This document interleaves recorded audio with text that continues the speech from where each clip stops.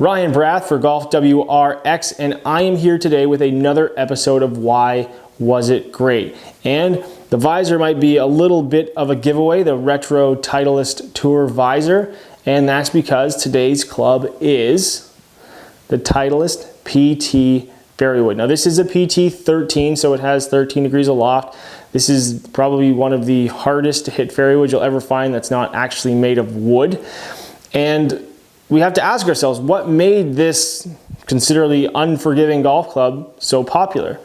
Well, it's hard to ignore the fact that this is a club that the #1 player in the world used for a very long time, that is Tiger Woods, but other players use it as well. You have players like Adam Scott, or another longtime Titleist staffer was Davis Love. But why did they like this specific club? And in reality, I mean, this was more designed for the better player. It was not designed for your average handicap. Whereas when I've talked about wedges in the past, something like the I2, for example, that was a club that was versatile for everybody because you don't need a lot of club head speed to use a wedge properly. But in the case of this golf club head speed was definitely your friend because it doesn't have a high MOI, which means it's not very forgiving, as you can see from its shape. And also, this version has very little loft on it, but because of the low MOI, it also spun a lot. You had to really have a lot of speed to get it to work and get it to go the distances that you wanted. Hence the reason better players tended to gravitate towards this club. Now, there's another thing to factor in here, and it has nothing to do with the club itself, and that is the golf ball. This club was introduced when the wound golf ball was still very popular.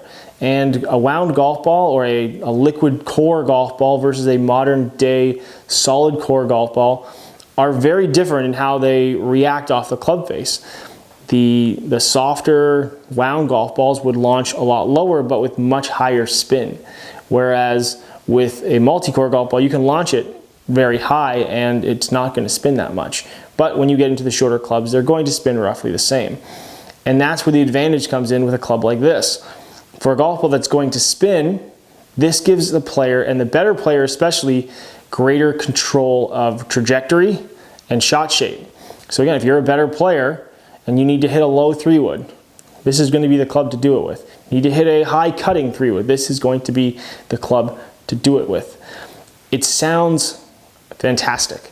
The only thing you can really compare it to is something like this. Oh yeah, now there's a classic. This is a wooden persimmon 3-wood.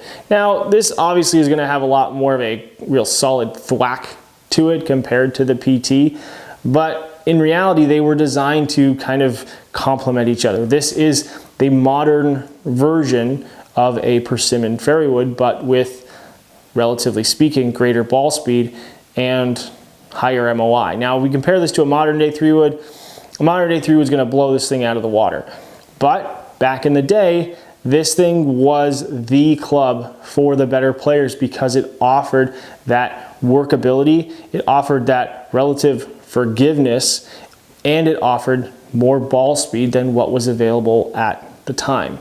And again, as golf balls transitioned from those wound Balata golf balls to the multi-layer urethane covered lower spinning options, well, this thing, like a lot of clubs, kind of went the way of the dodo.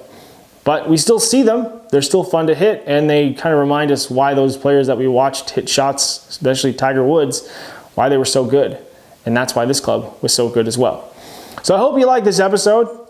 Again, I love talking retro gear because it's fun to go out and hit them and remind yourself of, you know, we do have a great advantage with the modern clubs that we play with today.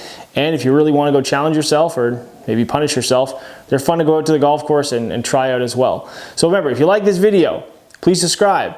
We're trying to do more stuff like this all the time. I love reviewing retro golf clubs. I got a whole whack of them to talk about. And also, if you have questions or recommendations for clubs we could talk about, use the comment section below. Happy to answer them. And as always, thanks for watching.